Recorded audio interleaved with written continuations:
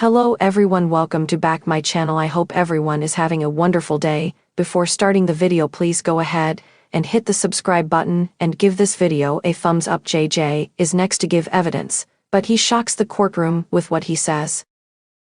Later, the Osborne family anxiously await the jury's decision.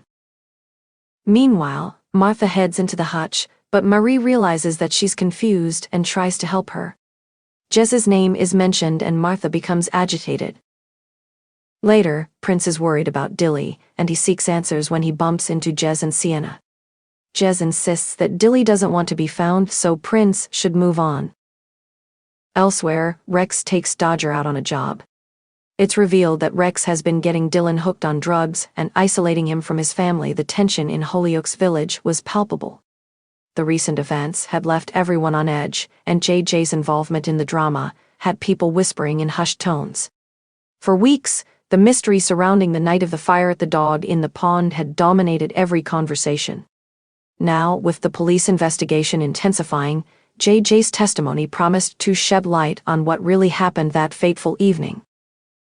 The day began with a somber mood hanging over the village. Outside the pub, remnants of police tape fluttered in the cold January breeze. Inside the police station, JJ sat in a stark interview room, the weight of his decision to come forward evident in his posture. He had wrestled with his conscience for days, knowing that what he'd seen could change everything. Detective Inspector Gomez entered the room with a recorder and a stack of files. She offered JJ a warm but firm smile, trying to put him at ease. "Thank you for coming in today, JJ. This could be crucial to the investigation. Let's start at the beginning. Tell us what you saw that night." JJ took a deep breath. "It started around 10:30 p.m. I was heading back from a late shift at Price Slice. I saw someone lurking near the pub. They looked nervous, glancing around like they were waiting for something." "Can you describe them?" Gomez's pen hovered over her notepad. "They were wearing a dark hoodie, but I caught a glimpse of their face when they turned. It was Ethan." JJ's voice trembled as he said the name. "I'm sure of it." Gomez's eyes narrowed slightly.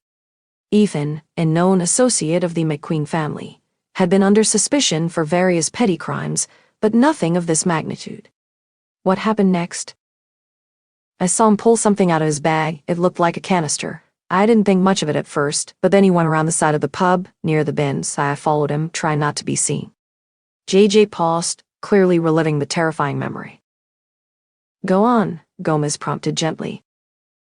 "He poured some kind of liquid from the canister all over the bins, then he lit a match." JJ's voice cracked. "The flames shot up so fast, he just stood there for a moment, watching, and then he ran. I didn't know what to do. I called the fire brigade, but by the time they arrived, the fire had spread." Gomez leaned forward. "Why didn't you come forward sooner, JJ?" JJ's hands trembled as he clasped them together. "I was scared. Ethan, he's dangerous. If he finds out I've said anything, I don't know what he might do." "You did the right thing by coming to us. We'll do everything we can to protect you," Gomez assured him. "Is there anything else you remember? Anything at all?" JJ hesitated. There was someone else there. After Ethan ran, I thought I was alone, but I saw another figure in the shadows. They were watching everything. I couldn't see their face, but they were holding a phone. I think they might have recorded it." This revelation sent a jolt of excitement through Gomez. "Do you think you could identify them if you saw them again?" "Maybe," JJ said, though his uncertainty was evident. "They were about my height, slim build, but it was dark." As JJ's interview concluded, the wheels of the investigation began to turn rapidly. Gomez dispatched officers to track down Ethan and issued a public appeal for anyone with footage of the fire to come forward. Meanwhile, the village buzzed with the news of JJ's brave confession. At the Malik household, Misbah and Sami discussed the latest developments over cups of tea. "I always knew Ethan was trouble," Sami said, shaking his head. "But to start a fire, that's a new low." "We need to be careful," Misbah cautioned. "If Ethan feels cornered, he could lash out." Elsewhere, the McQueens were in damage control mode. Goldie paced the living room, her heels clicking on the tiled floor. "If Ethan goes down for this, it'll drag our name through the mud again. We can't afford that." Mercedes, ever the protective matriarch, lit a cigarette and exhaled slowly. "We'll deal with Ethan if we have to, but first, We need to find out who this other witness is. They're the real danger. As night fell, JJ returned home, his nerves still raw. He double-checked the locks on his doors and windows, paranoia setting in. He'd done the right thing, but at what cost? Outside, a shadowy figure lingered, watching his house from a distance. The next day brought more drama. Ethan was brought in for questioning, his defiance evident as he sneered at the cameras outside the station. "I've got nothing to say," he barked at reporters. Inside, however, his bravado wavered under Gomez's relentless questioning. The evidence against him was mounting, and JJ's testimony was the nail in the coffin. But the mystery witness remained elusive. In a surprising twist, a USB drive was anonymously delivered to the station later that afternoon. It contained grainy footage of the fire being set, and Ethan's unmistakable silhouette. The video corroborated JJ's account, but also revealed something shocking, another figure appearing moments later, removing something from the scene. Gomez studied the footage intently. "What are they taking?" she murmured, rewinding and enhancing the clip. It looked like a small package, but its contents remained a mystery. Back in the village, JJ's courage was both admired and resented. While some, like Leonella, praised him for stepping up, others whispered about the danger he might have brought to their doorstep. "If Ethan gets out on bail, he'll come for you," Steve warned JJ during a tense encounter outside the chippy. "You need to watch your back."